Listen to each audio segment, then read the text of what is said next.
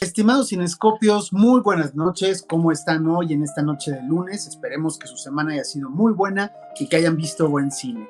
Como buen cine es el que vamos a presentar el día de hoy, hablando de Las uvas de la ira. Una de esas películas, de esas grandes películas, que si ustedes hablan de las mejores películas de la historia, esta tiene que estar entre las mencionadas. Si ustedes hablan de las mejores películas, obviamente, de John Ford, esta tiene que estar dentro de las mencionadas.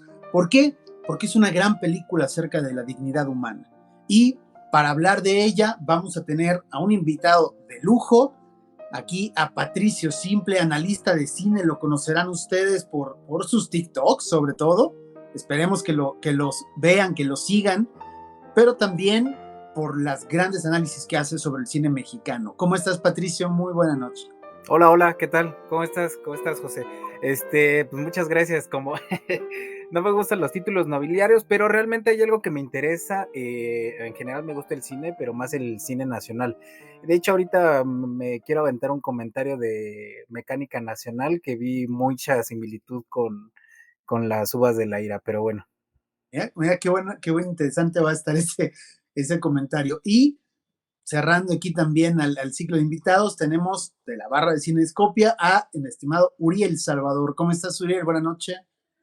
Buenas noches. Ay, me agarraron de improviso, pero es lo que sirve de estar de jugador en la banca, ¿no?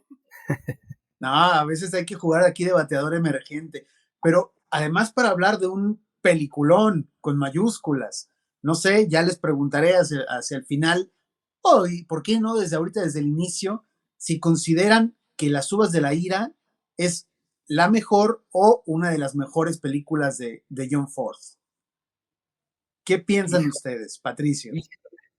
Pues yo creo que sí. O sea, es que yo creo que John Ford lo puedes ver, o sea, así como en México tenemos justamente a Emilio Fernández y tenemos estos grandes exponentes en el cine mexicano que nos dicen cómo debe de ser el cine mexicano y cómo es el mexicano. Creo que John Ford habla del cine norteamericano, pero no solamente habla de eso, sino habla en general de la idiosincrasia norteamericana, ¿no? Entonces, creo que en esta película justamente podemos ver cómo es pues vaya, el ciudadano norteamericano, pero no solamente el ciudadano norteamericano, sino el que vivía en otra época, ¿no? Por ejemplo, si nosotros, bueno, yo estoy aquí en la Ciudad de México, pero nuestra realidad es totalmente diferente a de alguien que vive en Puebla, por ejemplo, ¿no? Entonces John Ford no habla de las ciudades, sino habla fuera de las ciudades, y es lo que se me hace interesante. Entonces, la película de Las uvas de la ira justamente habla como de la migración de lo, se me fue el nombre, pero bueno, que se van a lo rural, del campo a lo rural, ¿no? O bueno, de lo que podría pretender ser lo rural. Entonces, realmente no sé si sea de sus mejores películas, sin embargo, yo creo que John Ford es un gran cineasta que debes de ver si quieres entender el cine norteamericano, ¿no? Entonces, no solamente los grandes paisajes, sino absolutamente, ay, cao, sino absolutamente todo lo que conlleva el cine norteamericano, ¿no? Es una gran influencia para muchos cineastas. Claro, influencia, él ha sido, yo creo que para muchísimos directores, hemos hablado a lo largo de este ciclo de cómo mismo Akira Kurosawa y obviamente los directores más contemporáneos, como mismo Steven Spielberg, pues han llamado a John Ford como uno de sus principales influencias. Orson Welles lo hacía, ¿no? Ujú, No en balde, por ejemplo, el director de fotografía de esta película, que es Greg Toland, es el director de director, fotografía de Ciudadano Kane, por ejemplo, ¿no? Uriel, sí. ¿qué te ha parecido este ciclo de John Ford? ¿Cómo rankearías tú Las uvas de la ira? Segundo lugar, ¿Detrás de? The Searchers. Sigue Y siendo es The que, Search. sí, es que esta es más que nada porque no recuerdo cuándo fue la última vez que vi una película que me estuviera deprimiendo. Y legítimamente, no es de estar triste, triste, triste todo el tiempo, sino que ver todo lo que sucede dentro del contexto en el que se desarrolla la historia, porque a mí me encanta tiempos modernos, pero esta también refleja muy bien la gran depresión del crack del 29 y ver así todo ese paraje que encima fomenta el capitalismo desmedido. Que no soy anticapitalista, pero tampoco es que sea alguien atraído por él o que esté dentro de ese apoyo a esa filosofía, si se le puede decir de alguna manera. Pues habría Por, que decir, Uriel, que esta película, antes obviamente de atacar el capitalismo, que mucha gente lo piensa así, ha sido llamada por muchos críticos y por muchos detractores como una propaganda comunista. En su momento, pues fue de alguna manera suavizado el tema del libro para poderlo presentar en la película. Y es curioso que sea así porque estamos hablando de uno de los directores más derechistas y más conservadores que puede haber, haciendo una película pues bueno, para muchos puede ser incluso un panfleto, que sin embargo yo creo, y ya nos dirán ustedes también qué piensan al respecto, pero yo creo que dista mucho de serlo. Y para aquellos que no han visto Las uvas de la ira, a manera de introducción y de reseña, les vamos a contar de qué trata. Después de cumplir una sentencia en prisión por asesinato, Tom Jones regresa con su familia para encontrar su casa destruida por el clima y la avaricia de la industria bancaria. Con pocas posibilidades de trabajo a la vista en Oklahoma, la familia decide empacar y se dirige a la tierra prometida, California. Pero el arduo viaje y las duras condiciones de vida que encuentran minan sus esperanzas, poniendo a prueba la unión familiar y haciendo aún más difícil el reto. Estelarizada por Henry Fonda, que en ese momento era también una de las grandes estrellas y que creo que a partir también de esta película consolida su posición como una de las grandes estrellas, y dirigida, claro, por John Ford, producida, y aquí sí hay que mencionar, muy importante el productor, por Darryl F. Zanuck. ¿Por qué? Porque aquí Darryl F. Zanuck es de los más comprometidos con la grabación de esta película, de los que estuvieron más atentos a que se llevara a cabo la filmación, y solamente por contexto, decir que está basada en una novela de John Steinbeck, que después ganara el Premio Nobel de Literatura, y que se graba un año después apenas de la publicación del libro. Es tal el impacto del libro en la cultura norteamericana que de inmediato se lleva a la pantalla grande, y creo que ambos llevan un camino distinto, sí, pero se sirven muy bien la película del libro y el libro de la película para poder tener esa permanencia en la cultura norteamericana, sobre todo, y creo que del cine internacional. Patricio, nos mencionabas fuera de cámaras tu acercamiento con esta película. A mí me gustaría preguntarte, ¿es esta obviamente la primera vez que la pudiste ver? Sí, es la primera vez. Justamente lo que les mencionaba es que cuando yo estaba estudiando cine, pues nos daban como historia del cine, ¿no? Y entonces, pues obviamente tienes que ver ciertas películas, entre ellas está Las uvas de la ira, o por ejemplo nos daban a escoger, ¿no? Y por ejemplo, The Searchers fue mi primer acercamiento con John Ford. Entonces, creo que es demasiado importante John Ford, insisto, para el cine norteamericano, pero creo que en especial la película, independientemente de cómo decirlo, de su aportación para el cine, yo creo, no sé, a lo mejor estoy exagerando, pero puede ser una aportación para justamente el capitalismo y el comunismo, ¿no? Del capitalismo desmedido, ¿no? De justamente el hecho de oferta y demanda. Yo lo veo más como por ese lado, ¿no? De que justamente somos en general la humanidad, no solamente los norteamericanos, mexicanos, en general la humanidad es explotada por quien tiene el poder para gobernar, ¿no? Entonces, pude ver La Diligencia en su momento, pude ver Las uvas de la ira apenas, y justamente, no sé, soy muy reacio a ver a John Ford, pero por no porque me caiga mal, sino porque, pues no sé, siento que es muy, pues vaya, lo mencionabas muy bien, como muy de derecha, como todo este idealismo norteamericano, y no me agrada mucho ver eso, pero pues vaya, se tenía que ver y se vio. Yo creo que es curioso justamente decir que este gran director, digamos, de derecha, y que hizo también muchas películas con una ideología bastante marcada, haya tenido este producto, ¿no? Sí, sí, Sin sí. em- Sobre todo racista. Bueno, es que, insisto, no es que no pueda separar al arte del artista, ¿no? Pero sí, no, no sé.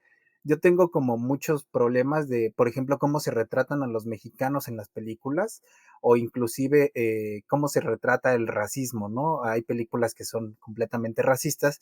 No tengo nada en contra porque pues al fin y al cabo es un producto de su tiempo, pero pues sí, sí, si me pongo a investigarlo sería diferente, ¿no? Verlo por gusto. Y esta película realmente la agarré mucho gusto, ¿no?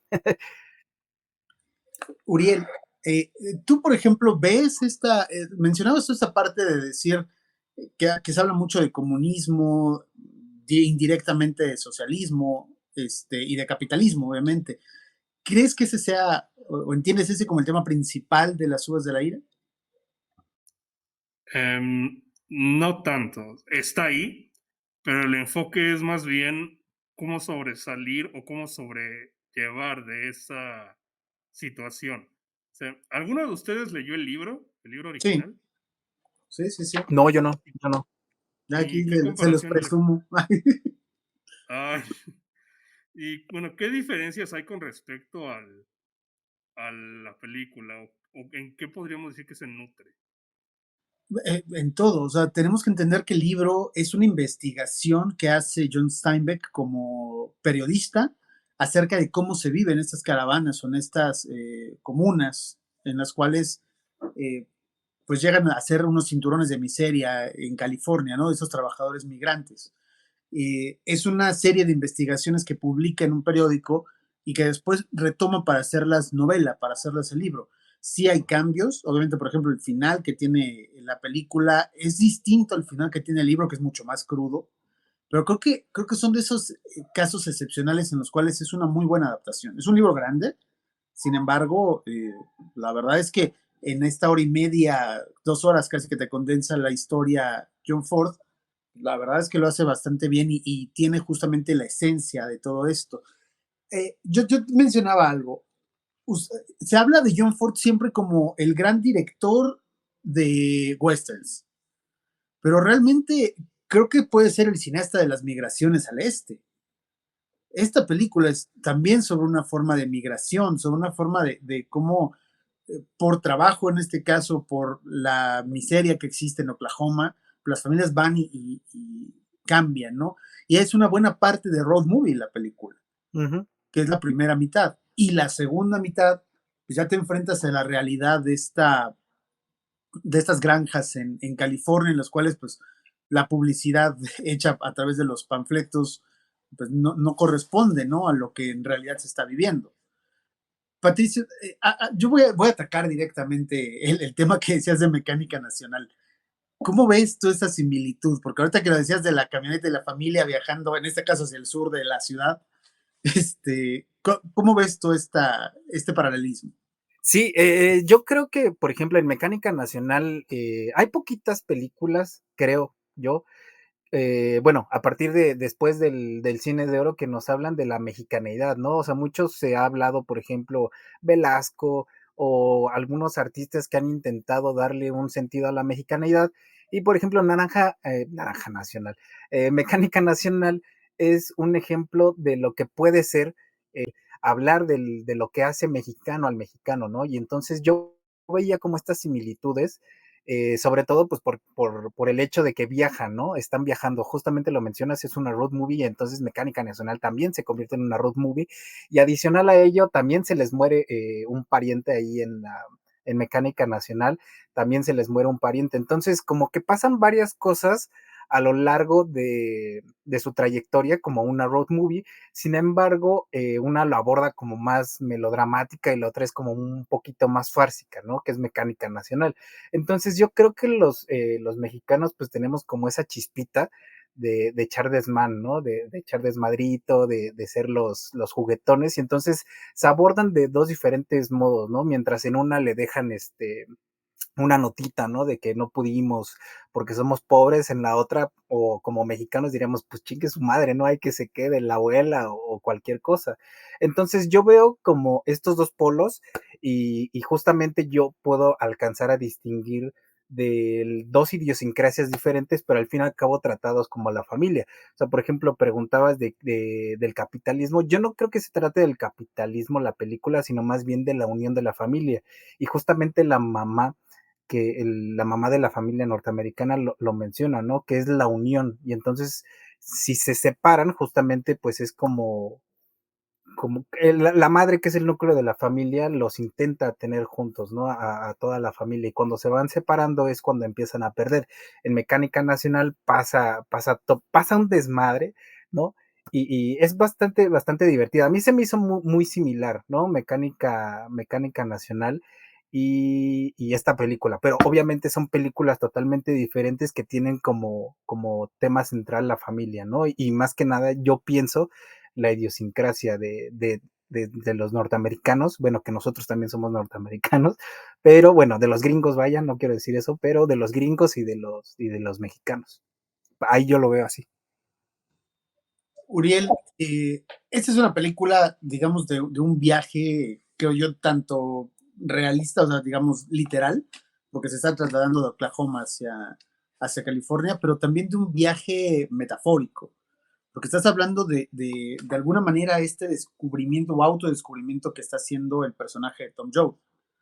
Él, recién salido de la cárcel, pues va de alguna manera enfrentándose con la realidad y creciendo de forma no emocional, también hablando de su conciencia, y lo hace a través de una conciencia primero religiosa con el personaje del cura, que además es bien presentado. De verdad, yo quiero hacer una pausa porque qué gran personaje es este del cura, el que interpreta John Carradine, todas las interrogantes que tiene de por qué deja incluso de ser cura por su afición a las mujeres, a las que tendría que haber guiado, pero se está descubriendo y está cuestionándose todo su sistema, ¿no? De lo que tenía de qué es la casa, de qué es la familia, de qué es lo que tienes que creer como tal, y a la vez, pues al enfrentarse a esta realidad, va teniendo una madurez y un cambio de pensamiento. ¿Cómo ves tú esta odisea? Podremos llamarle de esta manera del personaje de Tom Jones. Creo que abarca precisamente todos los aspectos y se le puede ver incluso relacionado dentro de la propia familia, que vemos el abuelo no quiere irse porque ahí creció y ahí se quiere morir, y eso también habla también del valor que tenemos, digamos, a nuestra vivienda, porque la familia se tiene que ir por cuestiones ya biológicas, porque ya no pueden vivir ahí, ya no hay para comer y hay que llevarse a todo. Sin embargo, también se le muestra esta necesidad de, como dices, de mantener al núcleo familiar, porque es una caravana o es un éxodo masivo de muchísimas familias por la necesidad de buscar trabajo, porque precisamente es el sustento, pero también ven todas las dificultades que hay en el camino y sobre todo del engaño que está haciendo, digamos, el propio gobierno, porque quieren mano de obra barata para poder sacar mayor productividad del dinero. Y puede que para nosotros decir que te pagan 3 centavos por bajar manzanas y naranjas y duraznos, para esa época era primordial, porque también recordemos, incluso el cine en esa época tuvo que bajar de precio para que pudiera acceder toda la masa, que era necesario distraerse de la realidad en la que estaban viviendo. O sea, incluso las palomitas surgieron como una necesidad para poder alimentarse. Era una comida para pobres. Y ahora resulta irónico que esa comida para pobres se vende a precios exorbitantes. Pero también a raíz de estos abusos se puede intuir que quieren construir un propio sindicato de trabajadores, como pasó en Que Verde era mi valle, solo que Ahí era una subtrama y voy a ser honesto, no estaba del todo sustentada porque la propia narrativa lo deja muy vago, pero aquí ya forma parte directamente porque es un sistema en el que todos se quieren involucrar a medida que va aumentando la cantidad de desempleados, conforme hay más bocas que alimentar. Y lo podemos ver en varias escenas, e incluso de que tu propia prole te puede hacer mal, porque tienes que alimentar a los niños y obviamente ellos no se van a dar cuenta de la crisis que están viviendo, pero a menos que les vaya a dar ya hambre. Pero igual se toma la molestia, por ejemplo, la matriarca, que está muy bien la Jane Darwell, excelente, no tengo queja, de que casi como con cara de perrito le hacen los niños y decide, pues sí, vamos a darles de comer, aunque sabe de que esto nos puede perjudicar también a nosotros, porque necesitamos el dinero para poder saciar el hambre. Fíjate qué buen puente hiciste con Qué verde era mi valle, y es curioso que ambas sean del mismo director. Yo sí creo que hay un trasfondo muy fuerte de sindicalismo en Qué verde era mi valle, pero que también lo tiene obviamente aquí Las uvas de la ira, porque estás hablando sí del trabajo en las dos películas, pero no a costa del autorrespeto, ¿no? No a costa de la dignidad. Yo creo que ambas películas atinan muy bien a reflejar este punto y se vuelve claramente una historia sí de resiliencia, sí de valor, sí de coraje para enfrentarse justamente a los dueños de estos medios de producción que muchas veces abusan, en este caso claramente abusan de la necesidad de la gente para trabajar. Decía Patricio al inicio, es una relación oferta y demanda, ¿no? O sea, si necesito 500 trabajadores y llegan 2000, pues les puedo pagar lo que yo quiera, ¿no?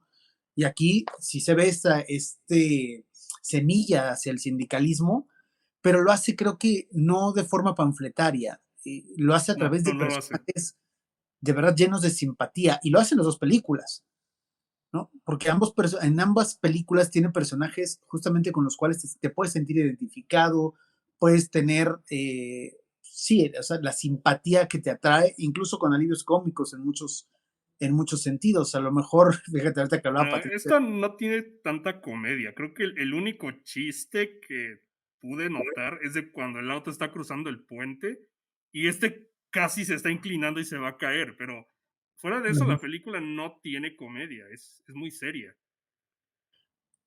Sí, de hecho, adelante, Patricia. No, no, no, no iba a decir nada. Es que sí, efectivamente aquí lo trata de forma más, no diríamos melodramática, o sea, es Directa. trágica. Esta es Ujú. directa, es de alguna manera trágica, ¿no? A lo mejor ves ciertas partes tranquilas cuando están en la fiesta de esta nueva campamento donde está el gobierno, donde tienes a lo mejor alguno que otro personaje que es un tanto cómico, pero no lo hace como en Las uvas de la ira, como en Qué verde era mi valle, donde sí tienes alivios cómicos más claros, ¿no? El caso, por ejemplo, de este boxeador en la otra película. En esta, creo que los personajes, a pesar de todo, sí son simpáticos, sí son agraciados hacia el público, y eso hace que uno pueda sentir por ellos cierta compasión sin caer en la tragedia como tal. O no sé, Patricio, tú cómo ves la construcción de los personajes, sí, claro, de Tom, sí, claro, de la madre, pero de la familia en general. Yo creo que justamente por eso nos sentimos tan empáticos, porque podemos ver a la abuelita, podemos ver a una madre, podemos ver a un hermano, es decir, son personajes que son justamente más cercanos a la tragedia. Sin embargo, yo lo veo de esta forma, que como melodramático, porque justamente no llega a ser 100% tragedia, ¿no? O sea, hay una escala, ¿no? Siempre va para abajo, pero al fin y al cabo como que tiene este mensaje final que lo dice la madre, ¿no? Que se van a levantar. Y creo que ese poquito de los poquitos finales que he visto de John Ford que son como más alentadores, pero justamente yo creo que va por este rollo, ¿no? De la familia, siempre y cuando estén unidos, van a salir adelante. Ahora, en cuanto a la construcción de personajes, creo, insisto, que es justamente porque nosotros tenemos a una madre, un padre, un hermano, y por ejemplo, en la parte que decía Auriel de los niños, o no recuerdo si la decías tú, pero en la parte donde estaban los niños, ¿no? Entonces, ¿cómo nosotros no podemos empatizar con una madre que le está dando de comer a toda una familia si ella también igualmente le está dando a otras personas, ¿no? Entonces, creo que son personajes muy empáticos que justamente buscan la dignidad. Y yo creo que, por ejemplo, en el caso del abuelo que no se quiere ir y que lo tienen que empedar y que al fin y al cabo acaba muriendo por eso que lo tienen que empedar, perdón por el spoiler, pero bueno, o sea, ojalá ya la hayan visto, pero justamente el Señor busca esta dignidad, ¿no? O sea, busca el decir, es que esta es mi tierra, yo quiero morir en mi tierra, no, nadie me va a mover de mi propia tierra, ¿no? Entonces creo que nosotros como seres humanos también tenemos la dignidad para decir, ¿sabes qué? Pues prefiero morir antes de hacer ciertas cosas, ¿no? Entonces yo creo que los personajes están, están construidos a partir de personas reales, obviamente yo creo que vienen del libro, pero sobre todo de valores de la familia, ¿no? O de valores familiares. Y tienes además muy marcados quiénes son los antagonistas, ¿no? Desde los terratenientes, obviamente, con estas campamentos en los cuales, pues, están obligados, por ejemplo, incluso está lo de la tienda de raya, ¿no? Ujú, Tienen que comer ahí o comprar ahí, pero también algo bien interesante que hace y que creo que en pocas películas de la época, pero además menos aún de John Ford se ve, es el tema de la corrupción policial. Es el tema de cómo si la policía está al servicio de estos grupos de poder, incluso contraponiéndose al tema del campamento del gobierno. ujú. Entonces, no sé si ustedes recuerden alguna otra película de la época o algo del mainstream hollywoodense que haga este énfasis tan fuerte en la corrupción policial.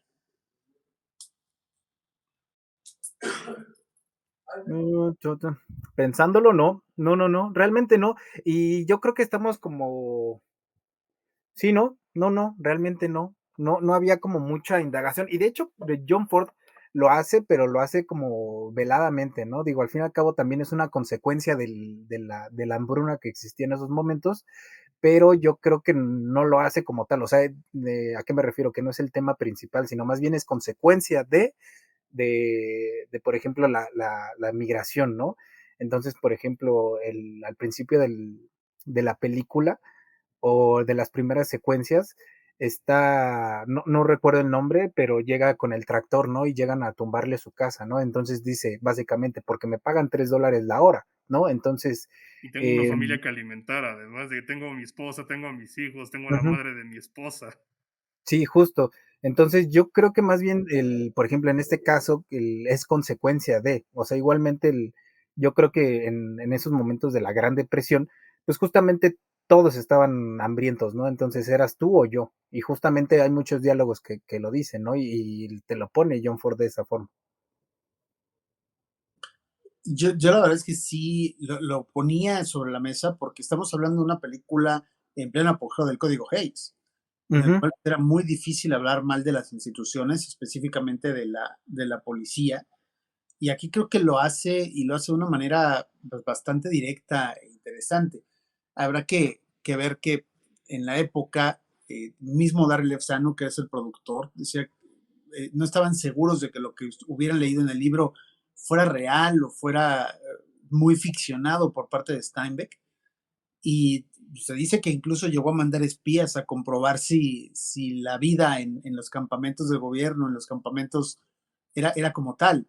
Y que la respuesta que tenía o que tuvo en su momento Darryl Epsanuk fue de que pues, no había mentido Steinbeck, incluso era peor de lo que él había como tal escrito. Entonces, de nuevo, o sea, estamos en una película bastante interesante para el contexto histórico en el cual se filma, pero que además se puede extrapolar o se puede buscar un paralelismo con cualquier época en la cual ha habido pues, depresiones económicas. E incluso podemos ver en esto el germen de lo que es, cómo se trata aquí al migrante, al inmigrante, y cómo se trata ahora, ¿no? Pues, al latino que va a Estados Unidos a trabajar o al extranjero que va para allá. A mí se me hace bastante importante mencionarlo justamente porque lo presenta de una forma tan sofisticada que aquí se ve un arte genuino y que más allá escapa justamente de cualquier señalamiento hacia propaganda, justamente por la forma en la que tiene artística de llevarlo a cabo. Y creo que podríamos incluso decir que es lo que le falta a Hollywood en estos momentos, ¿no? O en muchas épocas de la historia, algo que trascienda de, pues sí, de dar voz a los desprotegidos únicamente y enfocarse en temas más humanos. No sé si Sí. ustedes estén de acuerdo en este sentido. Sí, bueno, en el caso de, yo también estaba viendo, por ejemplo, de cómo no ha cambiado mucho el trato a los inmigrantes, ¿no? O sea, yo veía que al fin y al cabo, o sea, en tiempos modernos, no me refiero a la película, sino en nuestros tiempos, vaya, en tiempos, en nuestros tiempos, en los tiempos que corren, pues se supone, ¿no? Que ya muchos, pues muchas ciudades en Estados Unidos ya son grandes, y entonces ya no tendrían que tener estos problemas. Y como les dije hace unos momentos, o sea, creo que, por ejemplo, en la Ciudad de México, tenemos un problema muy centralizado, ¿no? De recursos, de absolutamente de todo, ¿no? Entonces, creo que pasa lo mismo en Estados Unidos, ¿no? Mientras nosotros migramos hacia Estados Unidos, nos tratan mal, ¿no? Pero, ¿qué pasa con la inmigración, con la propia inmigración de Estados Unidos, ¿no? Entonces, creo que después de 60, 70 años no ha cambiado absolutamente nada. Y justamente hay un problema más racial porque yo lo vi de esta forma, ¿no? Porque justamente si entre ellos, entre los propios estadounidenses, tienen problemas para conseguir trabajo, ahora, ¿cómo van a recibir a un latino? ¿Cómo van a recibir a un inmigrante que no es de su propia raza, ¿no? Entonces, por eso se me hizo bastante interesante la película, no había tenido oportunidad de verla, pero se me hace interesante sobre todo porque no hemos cambiado como sociedad, ¿no? Y yo creo que los problemas raciales se intensifican justamente. Y todo es pues gracias al capitalismo voraz que estamos viviendo y que se vivía desde esos momentos, ¿no? Y además, voy a ser honesto, eso que mencionas de que los gringos no tienen trabajo es más porque ellos no quieren hacer trabajo manual. Por eso de que hace poco promovieron, creo que una ley en Florida de que van a desinstitucionalizar a las empresas que tengan inmigrantes ilegales y esas cosas, y que era para que los gringos ya tuvieran ofertas de trabajo. Sí, el problema es que ellos no quieren hacer las labores manuales, así que Ajá. cuando te quedes sin comida, quién atienda los hoteles o quién limpie los baños, te vas a estar quejando porque ya vas a ver que los gringos no quieren hacer esas cosas, pero no, nadie quiere escuchar. O sea, también Sí. es de que no Eh, sabes de que yo- no haya trabajo, es que ese trabajo que hay no te gusta hacerlo, no no, es quieres que, hacerlo. es que creo que es una aseveración esa muy fuerte, pero no tanto porque no quieran hacer este trabajo, ¿no? O sea, creo que hasta Fox en algún momento le recriminaron Sí. que dijera esa frase, casi estoy escuchándolo. Este, pero ¿por qué? El tema es que si bien hay cinturones de miseria todavía en Estados Unidos, hay trabajos que no se están pagando lo suficiente como para hacerlos. Y el problema viene justamente en que vienen grupos de migrantes tan grandes que hacen que el costo de la mano de obra disminuya aún más. Ujú. O sea, no es que el norteamericano promedio no quiera hacer este tipo de trabajo, porque hay mucha gente que trabaja en fábricas, que trabaja en siderúrgicas, que trabaja en muchas otras partes. Lo que hay, y a raíz justamente de esta época, es una conciencia del valor del trabajo, que ellos tienen muy arraigada, y que uno como migrante va a Estados Unidos y dices, bueno, o sea, sí, ellos están pidiendo tantos dólares por hora, pues yo me contrato por menos, Sí, sí, ¿no? sí, sí. Entonces, yo creo que eso decir de que, como decía Fox en su momento, ni los negros quieren hacer esos No, trabajos, hacemos el trabajo que ni siquiera los negros quieren hacer, ¿no? a mí se me hace una expresión que tendríamos que entender de una forma más concreta, porque aquí hay algo. Estamos hablando de que la migración a California se da con base en una promesa que se le está dando de trabajo. ¿no? Ujú. Y vemos justamente que los Joes hacen esta travesía, perdón, justamente por descubrir la tierra prometida, que al final no existe, que al final no Sueño es lo que americano. está dando. Y puede ser una metáfora justamente a decir el sueño americano, pero también un statement, o sea, un golpe en la mesa para decir, pero es responsabilidad de uno seguirlo buscando. Tom Jones sigue buscándolo. El monólogo que tiene al final, que no me dejarán mentir ustedes que la acaban de ver la película, es quizás el mejor monólogo, podría decir, que hay en la historia del cine americano. Si no es el mejor, tendría que arrancar entre los mejores. Esa Ujú. frase es que va mencionando, que dice, donde quiera que haya gente que esté luchando por comer, ahí estaré, ¿no? Donde quiera que haya una pelea para que la gente con hambre pueda comer, ahí voy a estar.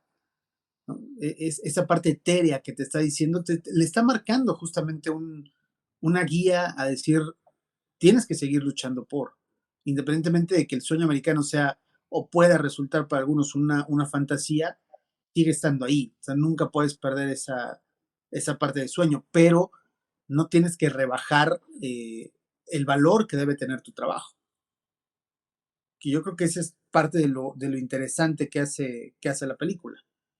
Y bueno, no sé, aquí quisiera preguntarles si es que ustedes llegaron a pensar en el título, es decir, ¿por qué uvas de la ira, no? Y yo me puse a pensar en esos momentos de por qué uvas de la ira, por qué algo que puede ser tan dulce como las uvas podría generar ira, ¿no? Y creo que el personaje del abuelo lo dice bien, ¿no? Porque él se está como bañando en esta fantasía de lo dulce, de las frutas, y justamente es algo que no es real. ¿A qué me refiero que no es real? O sea, solamente vivía como en una fantasía y al final se dan cuenta de que las uvas no son tan dulces y si no provocan como esta ira o como este despertar del sueño americano, ¿no? O me refiero a despertar de que no es real, ¿no? Yo más o menos lo vi por ahí, no sé ustedes si llegaron a ver como algo diferente.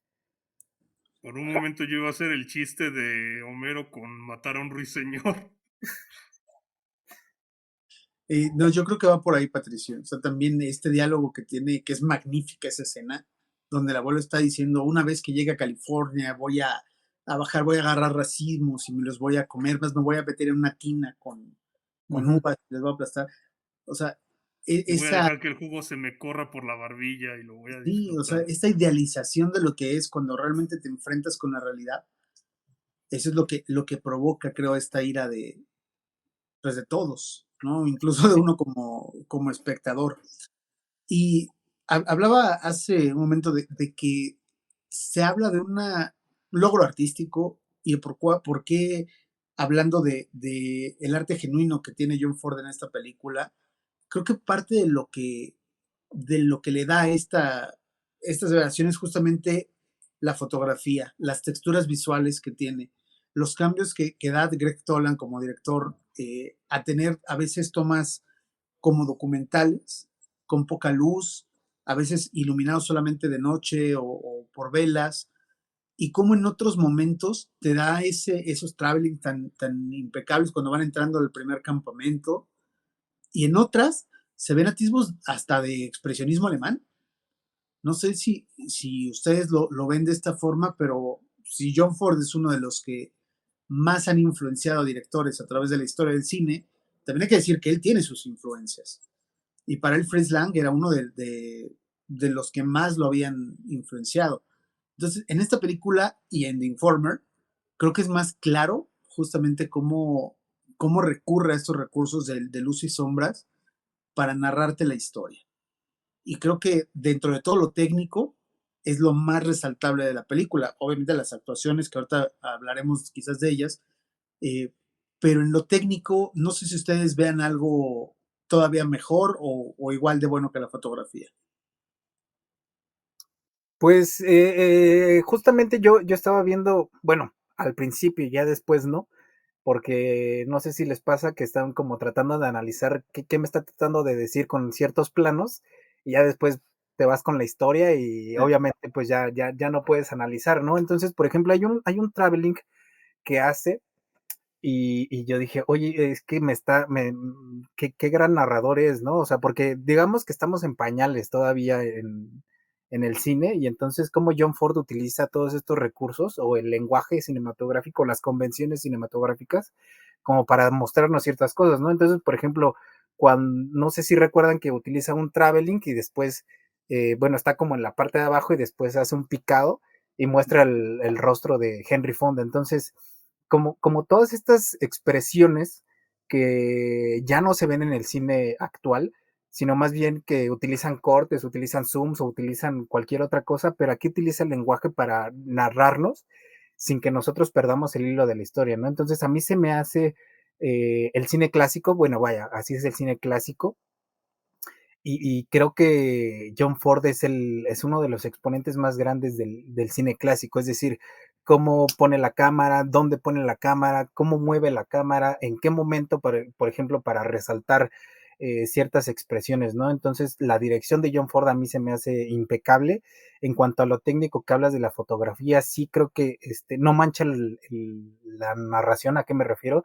De que se puede ver justamente un alto en la fotografía, pero va justamente al meollo del asunto, ¿no? Es decir, no es una foto preciosista ni nada, sino simplemente es una foto que narra, y además el blanco y negro de la película me agrada porque no es como tantos grises, sino sí justamente va a altos contrastes a mi punto de vista, ¿no?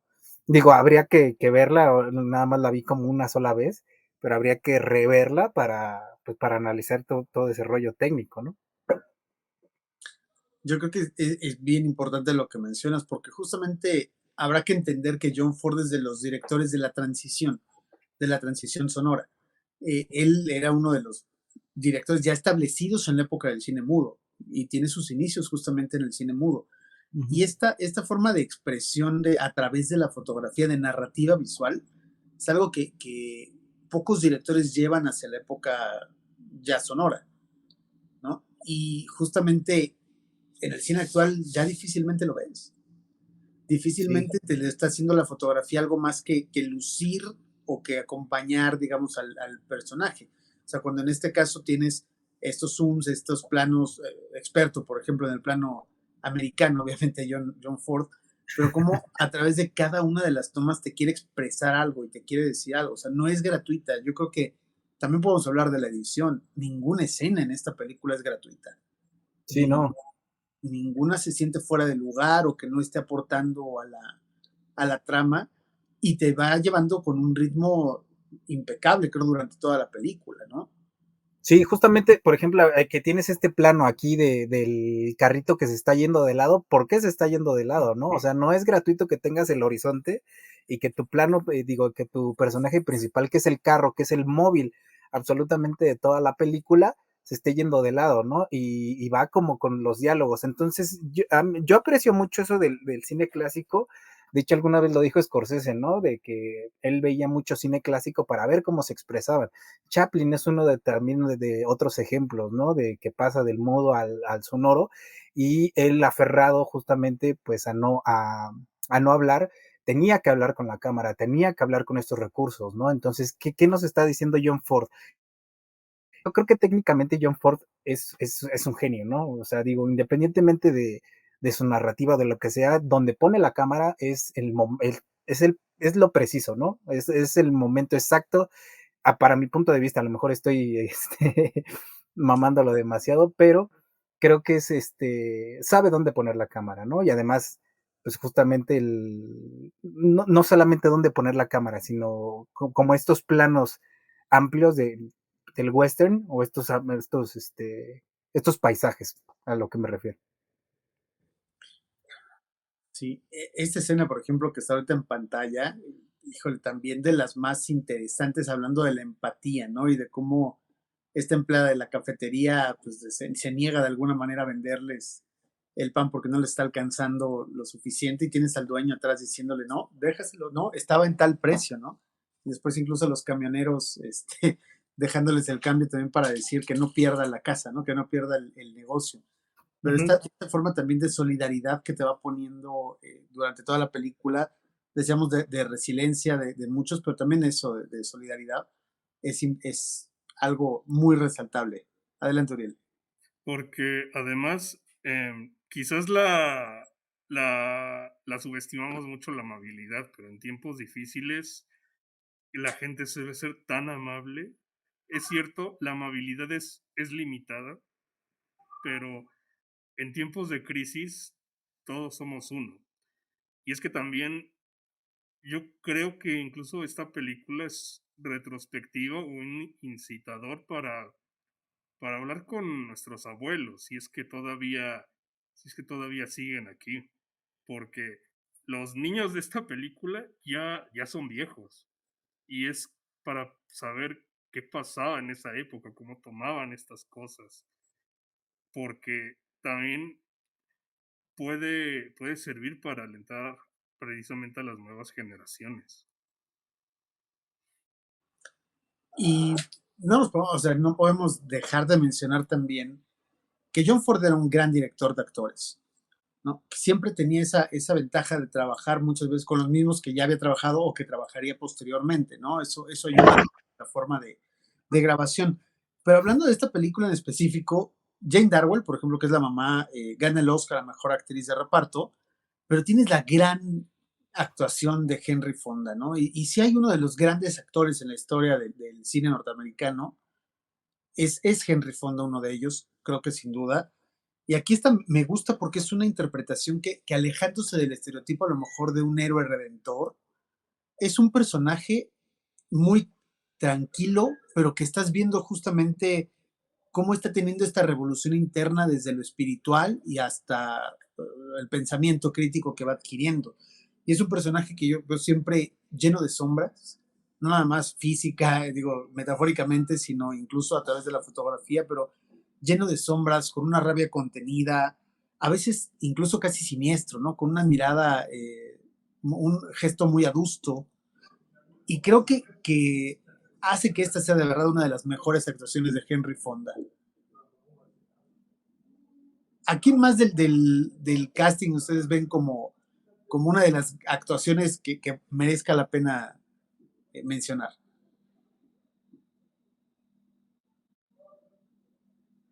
Uri, yo. Adelante, adelante.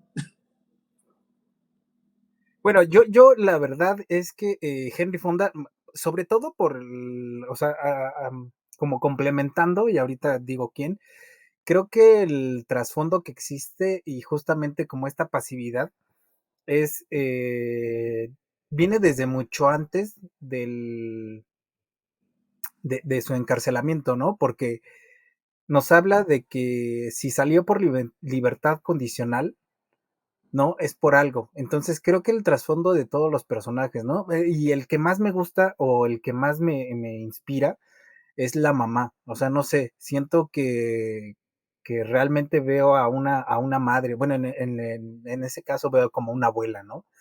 Creo que logra transmitir a partir de imágenes y a partir de su actuación cómo se sentiría una madre agobiada, ¿no? Y de hecho, inclusive tiene un diálogo por ahí que no lo recuerdo muy bien, pero habla de los hombres y de las mujeres, ¿no?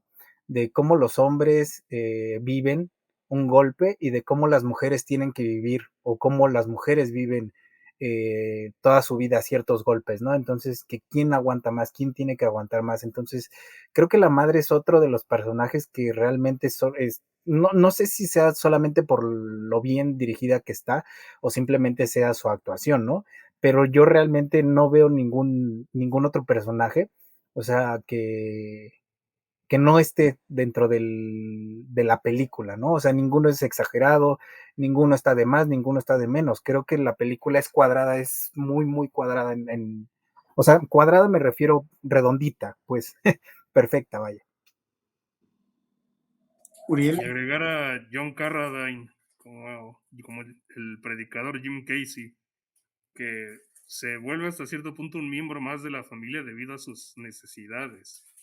Y inclusive, a pesar de que él mismo dice, ya no soy predicador, ya no me dedico a eso, pues de cierta manera sigue arraigado a ese trabajo antiguo en el que residía. Y puede que incluso le sirva esto como base para formar su propio sindicato de trabajadores más adelante en la trama. Sí, sí, completamente. Entrando un poquito al tema de la miscelánea, esta película en su año, 1940, fue nominada al Oscar a Mejor Película. No gana el premio, lo pierde de hecho contra Rebeca, la única de Alfred Hitchcock que ganó este premio, pero sí gana el premio a Mejor Director y a Mejor Actriz de Reparto.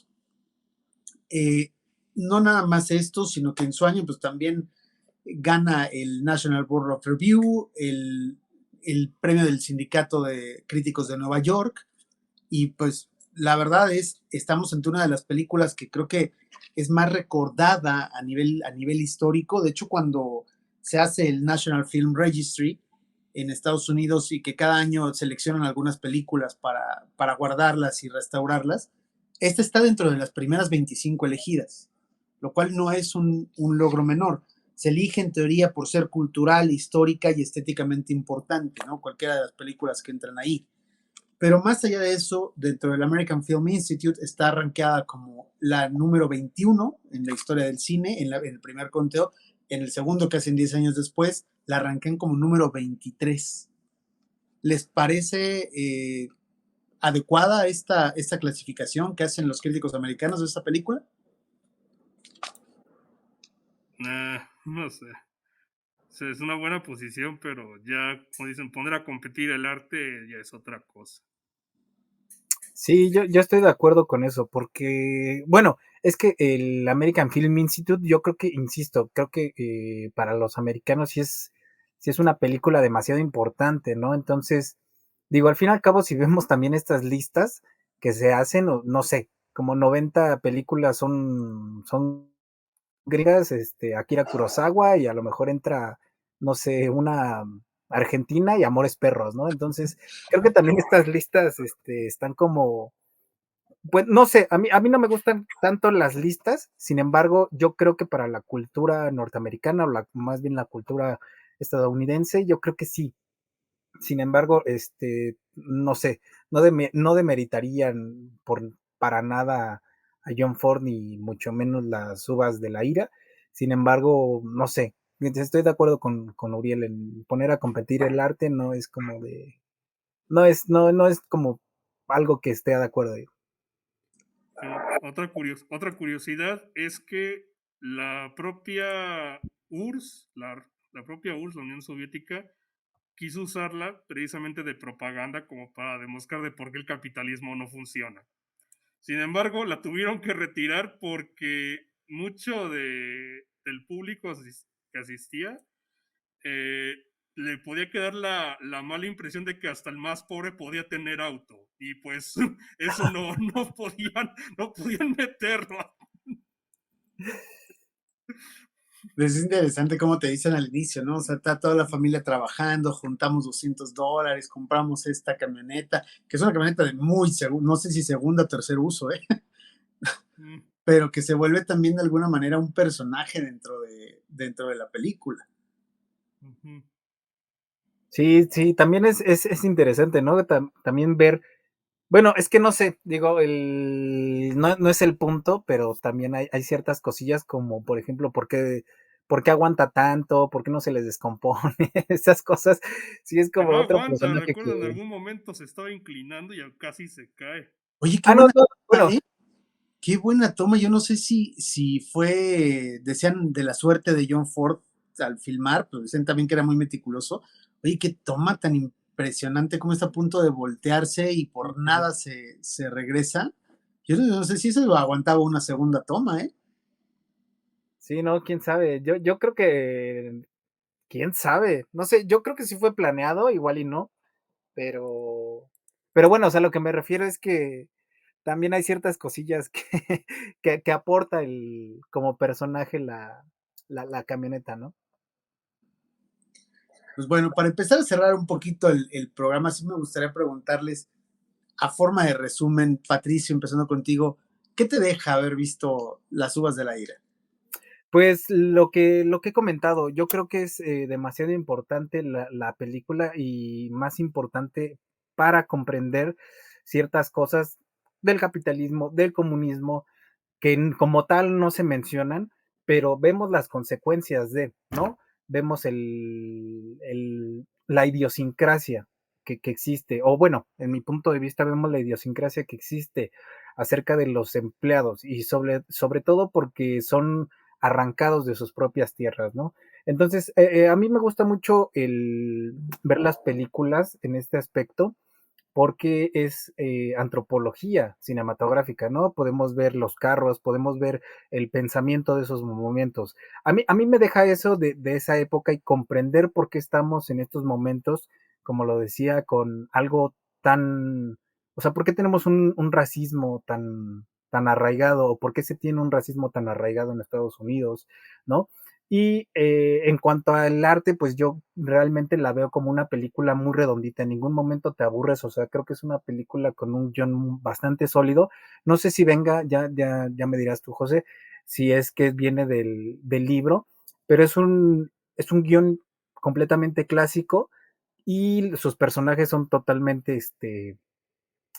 insisto, a mi punto de vista, son construidos a partir de la empatía. Entonces podemos empatizar con los personajes y podemos entender en cierto momento por qué ciertos aspectos racistas, ciertos aspectos del capitalismo a partir de la película. Yo me quedo con eso. Uriel, tu La impresión crisis final. nunca acaba, no hay que temer, aún hay historias que ver. Porque lo más triste de esta película es que es atemporal. Pues bueno, también podemos decir que tiene ecos humanos, ¿no? Más allá de lo que refleja de la crisis, es mucho de la humanidad, de lo que decíamos de la dignidad, de esta búsqueda de resiliencia, ¿no? Entonces, yo sí creo, firmemente lo digo, que es la mejor película o la que más me gusta a mí también, lo podemos poner así, de John Ford. Y pues que de verdad es algo que se tiene que ver, gente, si por algún motivo no la han visto, no dejen pasar la oportunidad. Tristemente no está en ninguna plataforma, hay que navegar por ahí o recurrir al viejo DVD o algo para poder verla. El No sé, formato físico Patricia, es tú eterno. si la pudiste ver en alguna plataforma, quizás en Apple la puedan comprar, pero pues bueno, son de esas películas que sí le hace falta, por ejemplo, una buena restauración y sí le hace falta pues salir un poquito más hacia las plataformas, ¿no? La accesibilidad. Sí, de hecho yo la vi por ahí, no voy a decir dónde porque no quiero Internacional. vender el canal, pero yo la vi en 1080, entonces creo que aparte, ¿no? De que lo que hace el Film Institute es no solamente preservarlas, sino restaurarlas, ¿no? Entonces yo la vi bien y justamente veía la foto de Greg Toland y decía, pues es que sí se nota totalmente restaurada, ¿no? Yo la vi en 1080, creo, me parece. Por último, y ya para despedirnos, Patricio, primero, muchísimas gracias por acompañarnos. A la gente pues, le vamos a recomendar obviamente que te siga. Dinos ¿no? En qué redes sociales te podemos seguir.